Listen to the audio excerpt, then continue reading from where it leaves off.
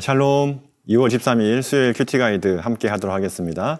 오늘 본문은 사무엘상 6장 7절로 18절까지의 말씀, 날마다 주께로 134쪽의 내용입니다. 오늘 본문의 내용은 하나님께서 블레셋 지역에 독한 종기로 재앙을 내리셨는데 그 블레셋 사람들은 그것이 하나님의 역사임을 부정하면서 완고한 태도로 일관을 하게 됩니다.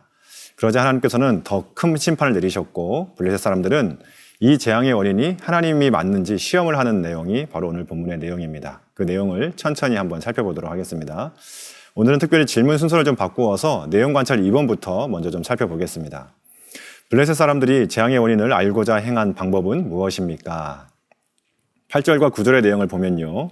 여호와의 궤를 수레에 싣고 또 소 2마리로 끌게 해서 그 수레가 벳세메스로 향한 길로 똑바로 올라가게 되면 하나님의 심판이고 만약에 바르게 진행하지 않을 경우에는 우연히 일어난 일이다라고 선언을 합니다.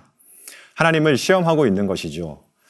그런데 그 시험의 방법이 얼마나 간악한지 한번 보도록 하겠습니다. 내용 관찰 1번인데요. 여호와의 궤를 싣고 갈 소의 조건은 무엇입니까? 7절에 보시면 블레셋 사람들은 새 수레를 만들고 그 수레를 끌게 하기 위하여서 한 번도 멍에를 메어보지 아니한 젖 나는 소 2마리로 그 수레를 끌게 합니다. 그리고 송아지는 또 떼어서 집으로 돌려보내고 있는 것이죠. 젖 나는 소라는 표현은 송아지를 출산한 지 얼마 되지 않은 소라는 뜻입니다. 이 어미소가 어린 송아지를 집에 버려둔 채 길고 긴 여행의 길을 벳세메스를 향해 올라갈 리가 전혀 없는 것이죠. 게다가 이 소는 한 번도 멍에를 메어보지 않은 소라고 기록을 하고 있습니다.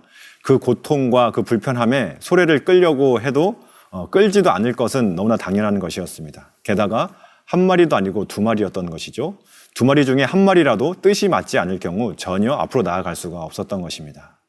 무슨 말일까요? 쉽게 말하면 불가능한 일을 꾸미고 있다 하는 것입니다. 그런데 어떻게 되었을까요? 내용 관찰 3번입니다. 여호와의 궤를 맨 소가 향한 곳은 어디입니까? 12절 말씀을 우리 함께 같이 한번 읽어보겠습니다. 암소가 벳세메스 길로 바로 행하여 대로로 가며 갈 때에 울고 좌우로 치우치지 아니하였고 블레셋 방백들은 벳세메스 경계선까지 따라가니라. 아멘. 여호와의 궤를 싣고서 출발한 수레는 벳세메스 길로 바로 행하여 대로로 갔다라고 기록을 합니다. 한 길로 길 따라서 쭉 올라갔다는 뜻입니다. 더군다나 갈 때에 울지도 아니하였고 좌우로 치우치지도 아니하고 그대로 길 따라서 올라갔다고 기록을 하고 있습니다. 불가능한 일이 일어나게 된 것이죠. 재미있는 것은 블레셋 방백들도 그 장면을 보기 위하여서 벳세메스 경계선까지 따라갔다고 하는 것입니다. 조금이라도 길을 이탈하거나 소들이 주저하게 되면 이것은 바로 하나님의 뜻이 아니다라고 주장을 하려고 했던 것이죠. 그런데 블레셋 사람들은 처음부터 불가능한 일을 가지고 하나님을 시험했지만 그리고 끝까지 하나님의 뜻이 실패하기를 지켜보고 있었지만 이러한 블레셋 사람들의 간교한 시험에 대하여 하나님께서는 승리하고 계신 것입니다. 이러한 블레셋 사람들의 간교한 시험에 대하여서 하나님께서 응하실 하등의 이유는 전혀 없었던 것입니다. 그런데 오늘 본문에서 하나님은 그 블레셋의 시험을 통하여서 하나님 자신을 만천하에 드러내고 계십니다. 블레셋 사람들은 하나님의 영광을 짓밟으려고 했지만 도리어 하나님은 그 시험을 통하여 천하만방에 하나님 자신의 영광을 선포하고 계신 것이죠. 오늘 본문을 통하여 우리가 분명히 깨달아야 하는 사실은 하나님은 선하시며 하나님을 막아설 수 있는 사람은 아무도 없다는 것입니다. 하나님을 대적하고 완고하게 행하는 것은 죄악이다 하는 것이죠. 사무엘상 15장 23절 상반절에는 이렇게 기록이 되어져 있는데요. 이는 거역하는 것은 점치는 죄와 같고 완고한 것은 사신 우상에게 절하는 죄와 같음이라. 아멘. 오늘 말씀을 통하여서 우리 자신을 한번 돌아보기를 원합니다. 하나님의 뜻임을 알고도 완고한 마음으로 순종하지 못하고 혹은 거부하고 있는 말씀이 있지는 않았는지 우리 자신을 한번 돌아보았으면 좋겠습니다.